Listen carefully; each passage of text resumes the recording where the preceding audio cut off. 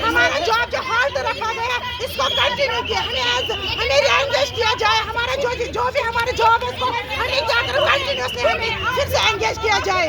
हम उस time merit basis पे हमें एज बीएलओ भी काम लिया गया, पंचायत में जो भी काम था वो हमसे लिया गया, बट अनफॉर्चुनेटली हमारी बात आगे तो कोई नहीं लेता।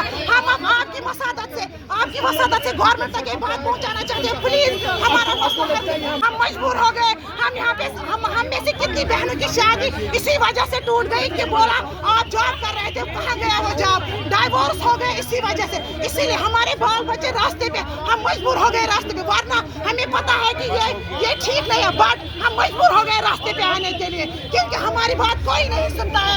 अब हम इसीलिए यहाँ रोड पे आ गए ताकि हमारी बात अहलाओ तक पहुँचे। मुस्तकबिल के बारे में सोचे और हमारा जो हमारा फ्यूचर है वो स्वीकार करें और हमारे जो भी डिमांड्स है उनको पूरा करें। बहुत सारी लड़कियां हम में से ऐसी भी है जिनकी शादी इसी बेसिस पे हुई है। बहुत सी ऐसी लड़कियां हैं जो आज ना हमें दिया गया है,